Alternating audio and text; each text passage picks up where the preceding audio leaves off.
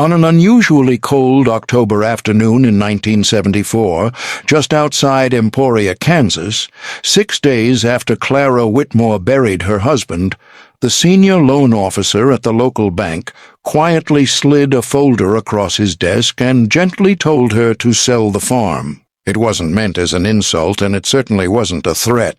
Looking at the debt, the uncertain harvest, and the future facing a 28-year-old widow raising 2 small children alone, Harold Bennett believed it was the kindest advice he could possibly give. Clara thanked him, gathered the papers, and walked out without saying whether she agreed. 15 years later, that same banker found himself driving back down the very same gravel road, carrying an offer he never imagined he would have to make, because somewhere between those 2 meetings, Clara Whitmore made a series of quiet decisions that changed not only the future of her own farm, but the way an entire county understood the land beneath its feet. To understand how that happened, we have to go back to the week everything changed. Only a few people knew how close Clara Whitmore had come to accepting Harold Bennett's advice that October afternoon in 1974. As she drove home from the bank along the familiar gravel roads outside Emporia, Kansas, every mile seemed to make his words feel more reasonable. The farm carried more debt than she could comfortably manage. The harvest waiting in the fields would barely cover the year's expenses, and the house she had shared with her husband suddenly felt much larger and far quieter than it ever had before. Thomas Whitmore had been gone for only 6 days. A week earlier, while repairing a damaged fence after an overnight storm, he had been killed in a tractor accident that left the entire community stunned. Friends and neighbors had gathered without being asked. The funeral filled the small country church beyond capacity, and for several days the Whitmore farm never seemed too empty of people bringing food, offering prayers, and trying to help however they could. Yet, as often happens in farming communities, sympathy gradually gave way to practical conversations, and nearly every one of those conversations reached the same conclusion: Clara should sell. Nobody said it because they doubted her determination. They said it because they understood farming. Running even a modest operation required long days, difficult decisions, reliable equipment, and more physical work than one person could reasonably carry alone. Clara was only 28 years old, raising 2 young children and facing financial obligations that had been challenging even when Thomas was alive. Looking at the situation honestly, Harold Bennett believed he had offered the kindest advice possible. Clara wanted to believe he was wrong. The problem was that she couldn't yet explain why. When she finally turned into the farm lane that afternoon, she switched off the truck, but remained sitting behind the steering wheel, staring across fields that had barely changed since the day she and Thomas were married. Everything looked familiar, yet for the first time she found herself wondering whether she had ever truly understood the land they had spent years working together.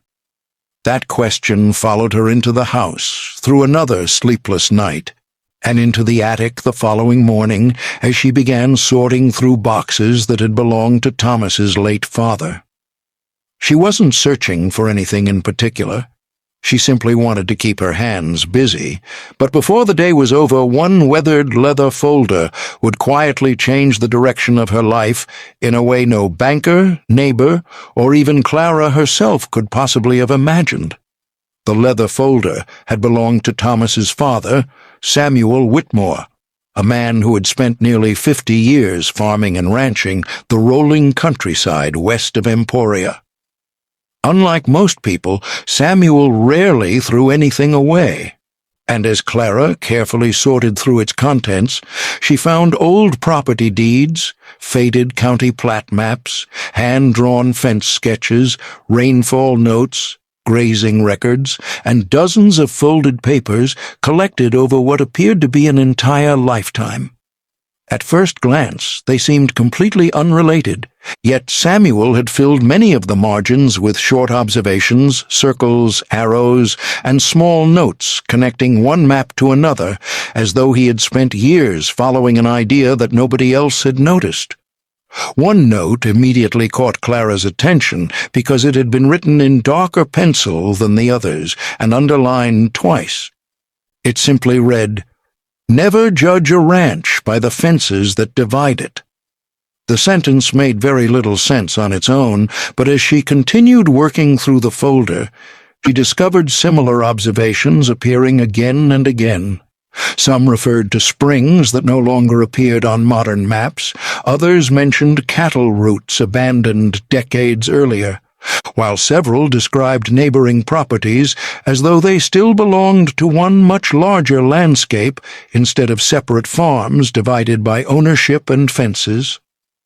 Over the following evenings, after the children had gone to bed, Clara found herself returning to the folder again and again. She wasn't searching for hidden wealth, forgotten mineral rights, or some secret inheritance, because nothing inside suggested anything of the sort. What fascinated her was the possibility that Samuel had spent years seeing the countryside differently from everyone else, paying attention to connections that disappeared the moment people focused only on the boundaries of their own farms. Life, however, allowed very little time for unanswered questions.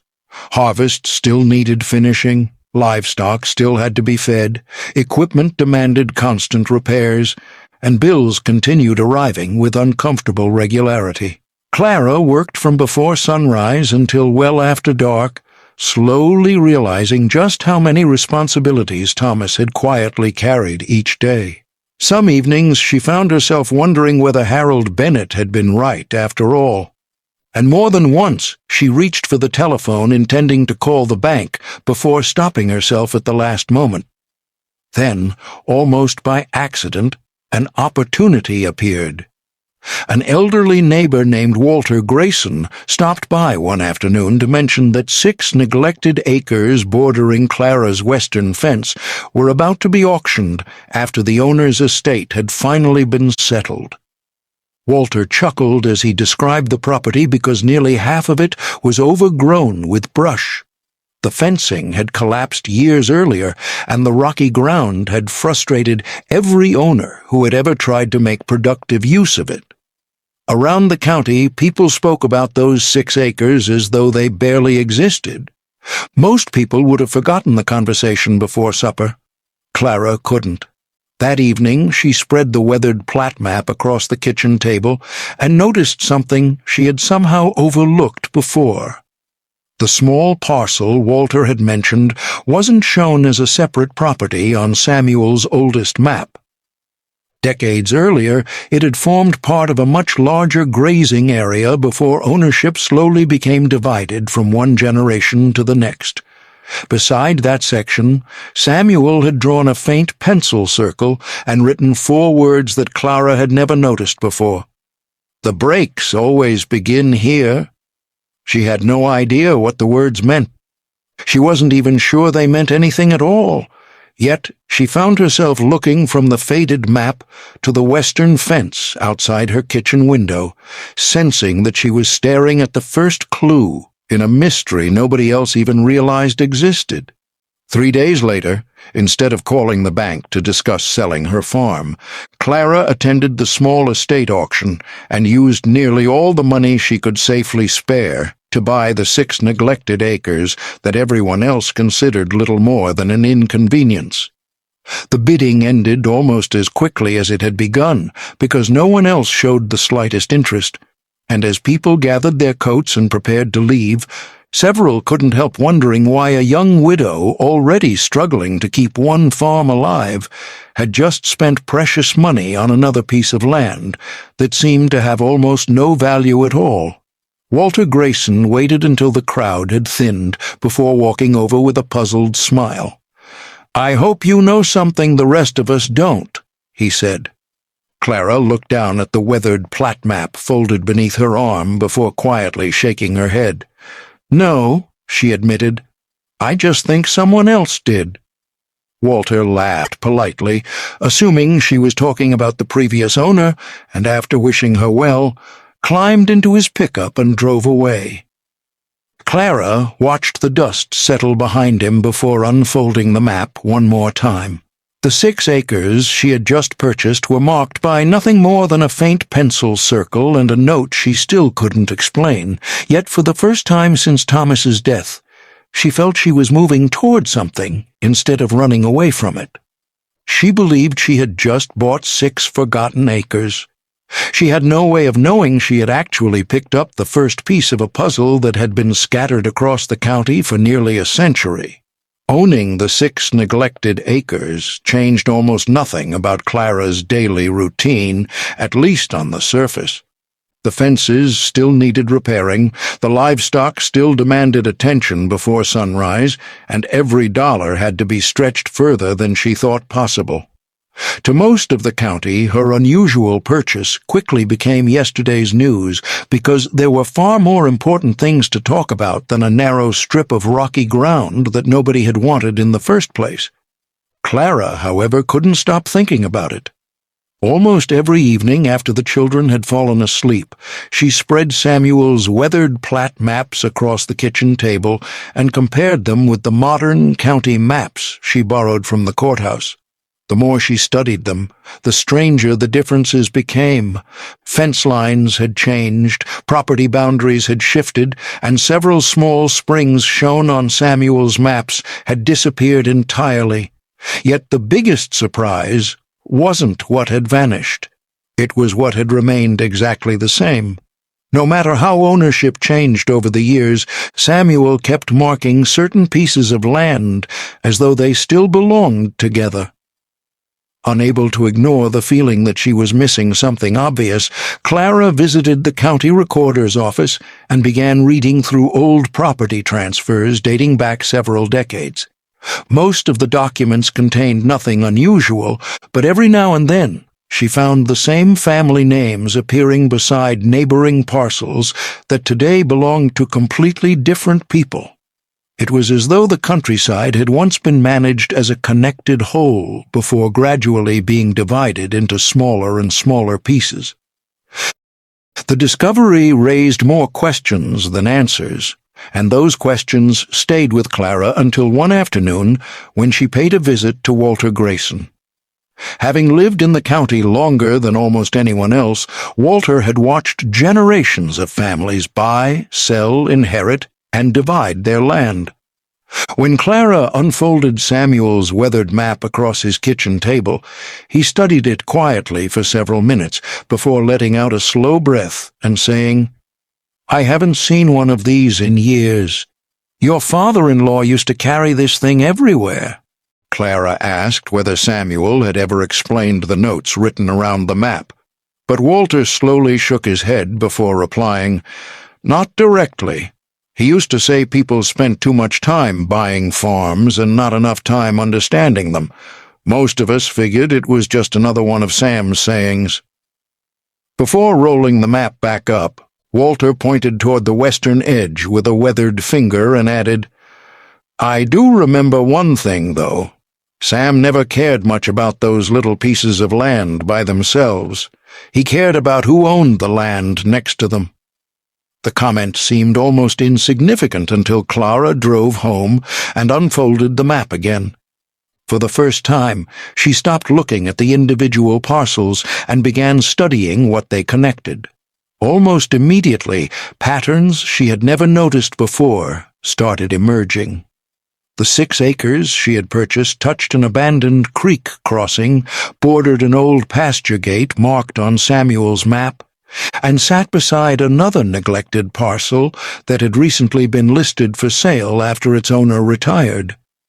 She still didn't know what Samuel had been trying to preserve, but she was beginning to understand the way he had been looking at the land.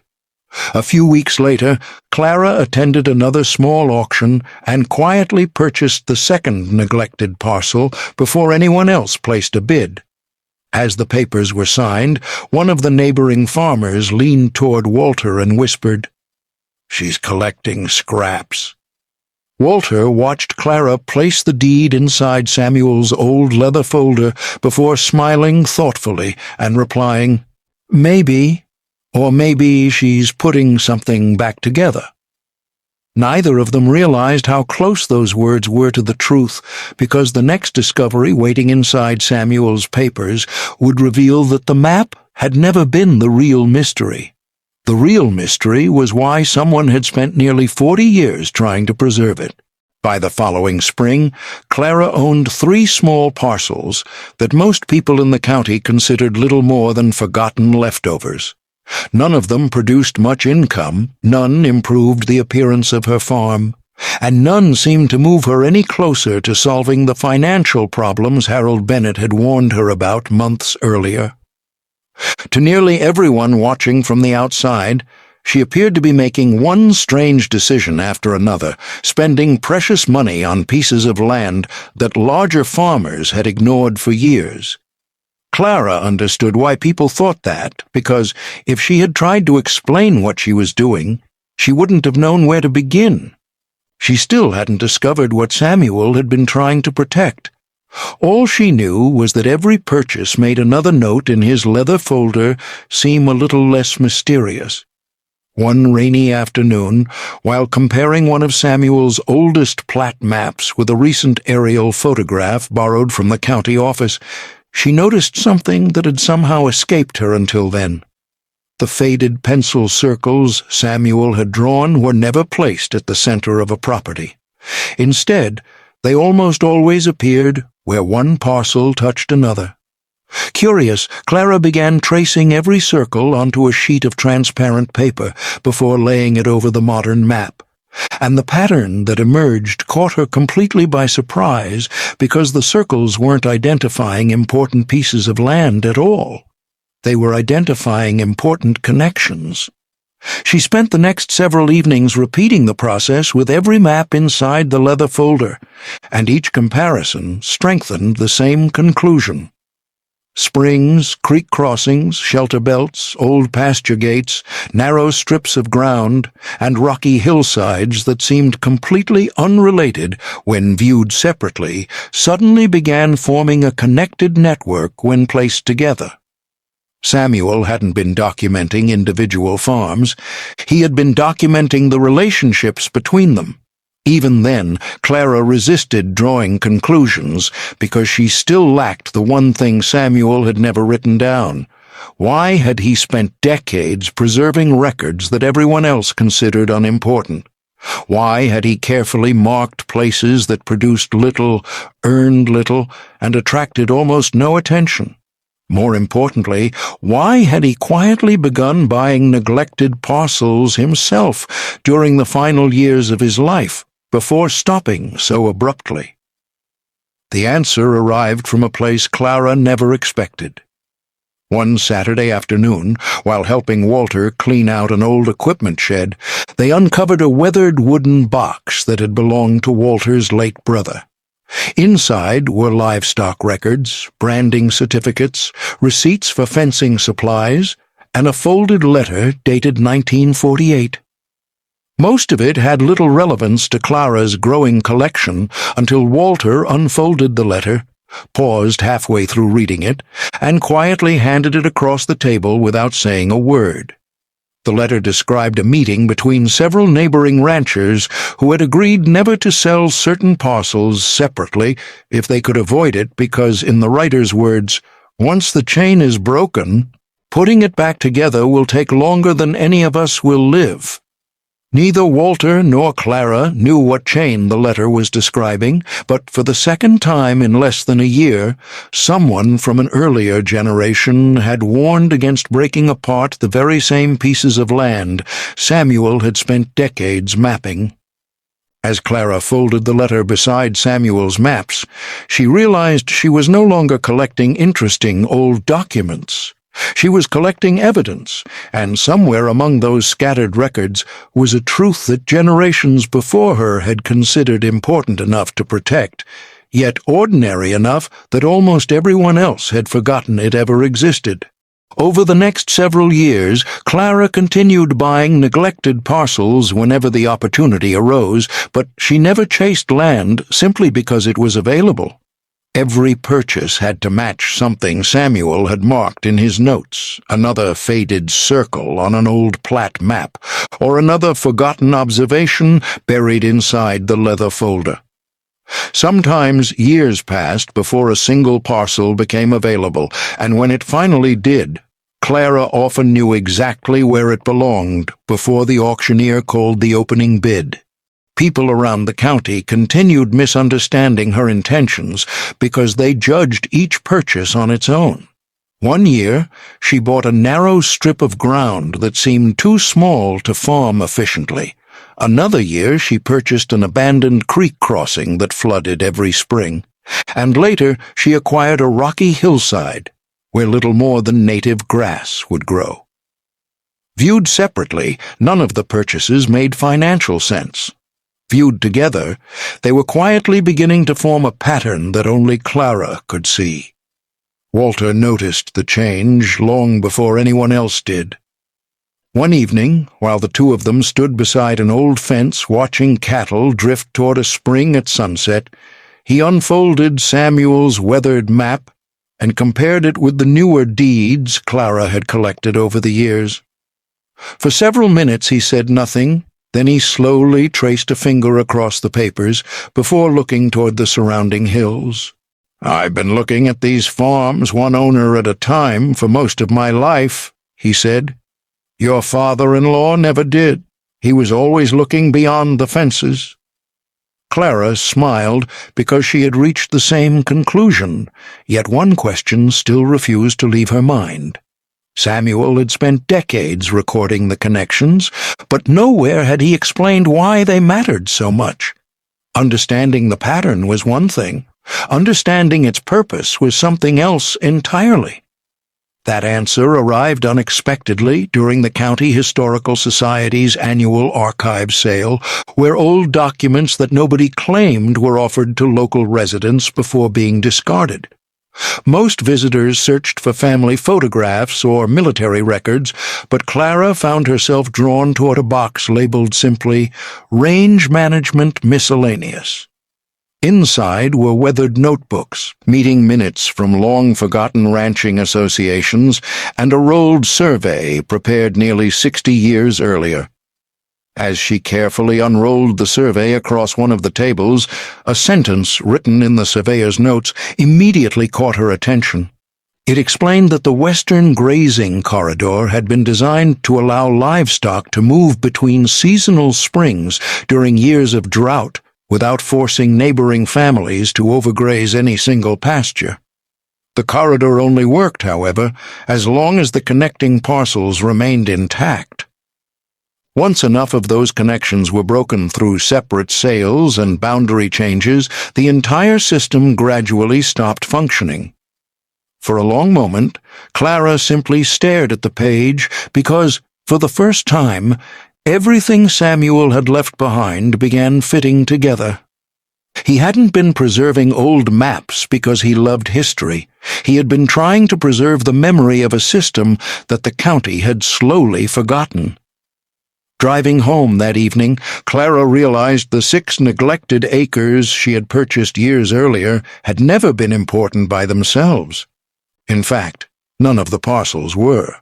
Their value existed only because they connected to one another, and for the first time since Thomas's death, she believed she finally understood why Samuel had written, "Never judge a ranch by the fences that divide it." She also realized something even more important. If the old survey was correct, the landscape she had quietly been putting back together wasn't valuable because of what it produced during ordinary years. Its true value lay in what it could protect when ordinary years eventually came to an end. Clara had finally discovered what Samuel had seen decades earlier, but one question still remained unanswered. She still didn't know when or under what circumstances the county would need the landscape he had worked so hard to preserve. 15 years had passed since Clara first walked out of Harold Bennett's office carrying a folder of loan papers instead of a contract to sell her farm. During those years, she had quietly assembled parcel after parcel, never rushing the process and never buying land simply because it was available. By the spring of 1989, the scattered pieces Samuel Whitmore had spent decades marking on his maps had once again become part of a single connected landscape, although almost no one outside Clara, Walter, and a handful of local officials understood what that really meant. That same spring, weather reports began painting a troubling picture across eastern Kansas. Winter snowfall had been unusually light. Rainfall continued falling below seasonal averages, and by early June, farmers throughout the county were already discussing conditions that reminded older residents of drought years they had hoped never to experience again. Ponds shrank week after week, shallow creeks stopped flowing, and pasture grass turned brown weeks earlier than normal, forcing many ranchers to begin feeding hay they had expected to save for winter. At first, Clara noticed nothing unusual on her own land, beyond the same dry conditions affecting everyone else. Then, one cool morning, while checking fences near the western pasture, she heard the faint sound of moving water. Following the sound through a stand of cottonwoods, she arrived at a narrow spring Samuel had marked years earlier, but that most people believed had dried up decades before. The flow wasn't strong, yet it was steady, and as she walked farther along the connected parcels, she discovered another spring, then another shallow seep feeding into an old creek crossing she had restored several years before. Unsure whether she was witnessing something unusual or simply paying closer attention than anyone else, Clara invited Daniel Reeves, a young conservation technician who had recently joined the county office, to walk the property with her. Daniel had grown up in the area but admitted he had never seen several of the springs flowing during summer. After comparing Clara's observations with old topographic surveys and recent aerial photographs, he quietly suggested that reconnecting the neglected parcels might have restored natural water movement across the landscape in ways nobody had expected. Neither of them rushed to celebrate because one dry season couldn't prove a lifetime of assumptions wrong. Instead, Daniel spent the following weeks collecting measurements, comparing historical records, and visiting neighboring properties throughout the valley. Everywhere he looked, the evidence pointed in the same direction. Landowners who had preserved connected grazing corridors retained moisture longer, while heavily divided areas were drying out far more quickly than historical records suggested they once had. News of Daniel's observations spread quietly at first. A few neighboring ranchers asked whether they could move cattle through sections of Clara's connected pasture to reach dependable water, and she agreed without hesitation because Samuel's old notebooks repeatedly described the landscape as something neighboring families had once shared during difficult years rather than guarded from one another. By midsummer, the drought had tightened its grip on the county. More ponds had disappeared. Livestock auctions were becoming increasingly common as ranchers reduced their herds, and conversations at the feed store had shifted from crop prices to finding enough grazing land to survive until autumn. For the first time in many years, people stopped asking why Clara had spent so long buying forgotten pieces of land and began asking a very different question. How had she known this would happen? Clara herself couldn't answer that question because she hadn't known a drought was coming. She had simply trusted that Samuel hadn't devoted 40 years of his life to preserving something without a reason. And now, as more neighbors quietly crossed her land, with cattle searching for water and healthy pasture, she began realizing that the landscape hadn't rewarded her for predicting the future, it had rewarded her for patiently understanding the past. By the end of that summer, Word of the connected landscape had reached far beyond the county, and among the people requesting copies of Daniel's reports was one institution that recognized the Whitmore name immediately: the local bank. Harold Bennett had followed Clara's progress from a distance for years, although not in the way most people imagined. Whenever her annual loan reviews crossed his desk, he noticed another small parcel added to her holdings and another modest payment made on time. He never understood why she kept buying neglected land, yet he had also learned that questioning her decisions rarely produced simple answers. By the summer of 1989, however, the reports arriving from the County Conservation Office, university researchers, and neighboring ranchers described something he could no longer ignore. A week later, Harold drove out to the Whitmore farm carrying a folder that looked remarkably similar to the one he had placed on his desk 15 years earlier. The difference was that this time it contained appraisals instead of foreclosure estimates, purchase proposals instead of liquidation plans, and one question he never imagined he would ask. Clara welcomed him onto the porch with the same quiet courtesy she had shown him years before. After a few minutes of conversation, Harold placed the folder on the table and admitted that the bank had misunderstood her from the very beginning. The land she had assembled was no longer being discussed as a collection of forgotten parcels. County planners, conservation officials, and neighboring ranchers now recognized it as one of the most complete surviving grazing and water corridors in the region, and several organizations had already expressed interest in acquiring it. Harold looked across the table before speaking again. "Mrs. Whitmore, 15 years ago I told you to sell this farm because I believed it was the safest advice I could give. Today, I'm here for exactly the opposite reason. The bank would like to know whether you'd consider selling the assembled property." Clara smiled, not because she felt vindicated, but because she understood how sincere Harold had been on both occasions. She thanked him for his honesty, closed the folder without looking inside, and quietly explained that she couldn't accept the offer. Harold asked whether the price was simply too low, but Clara gently shook her head and told him the decision had nothing to do with money. She walked with him toward the western pasture, where several neighboring ranchers had temporarily moved cattle while waiting for rain to return. Some of the animals belonged to families who had once questioned nearly every land purchase she made, yet now they grazed peacefully across fields that remained healthy because the landscape was functioning the way earlier generations had intended. Clara paused beside one of Samuel's old fence posts before saying, "When my father-in-law drew those circles on his maps, he wasn't trying to show us what to own. He was trying to show us what not to lose. I never set out to buy more land, Harold. I only kept putting back the pieces that other people didn't realize belonged together." For several moments, Harold said nothing.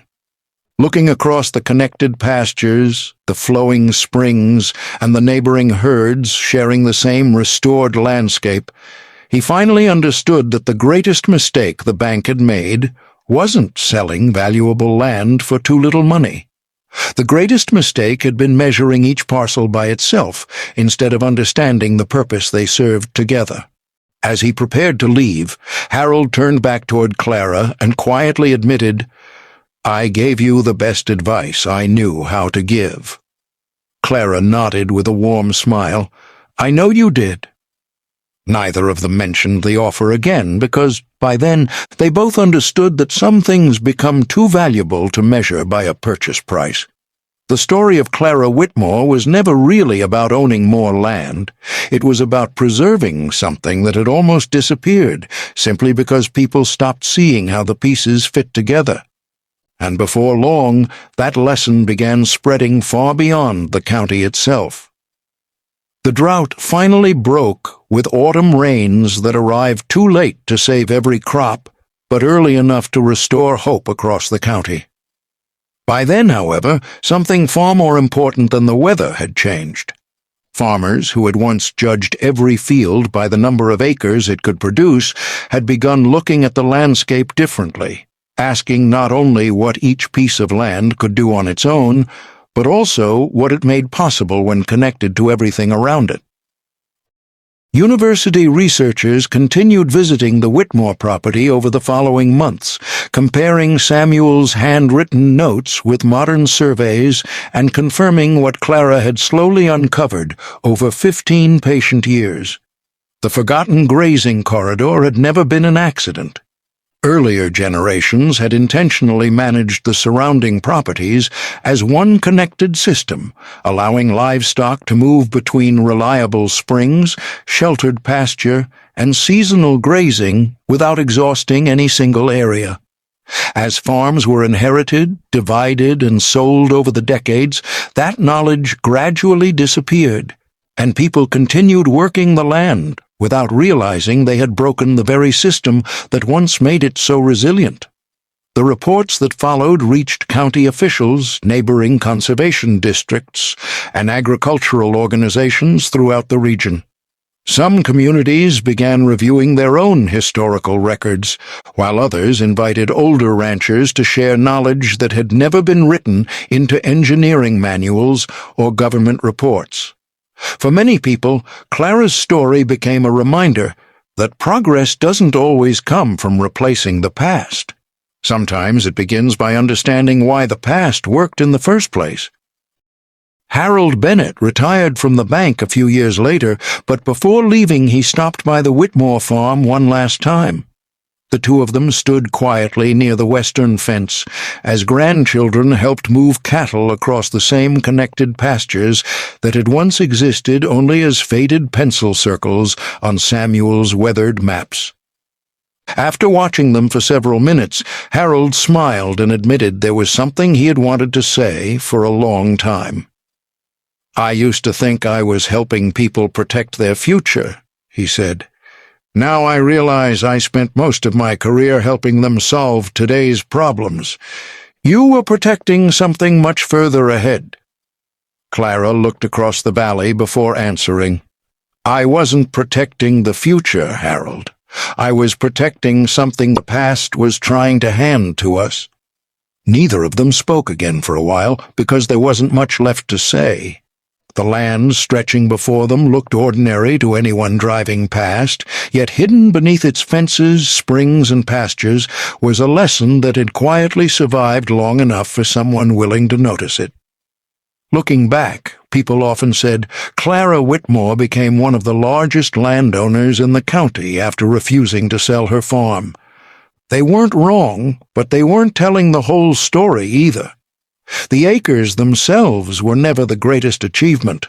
Her greatest achievement was seeing connections that everyone else had overlooked and patiently putting them back together before the county remembered why they mattered.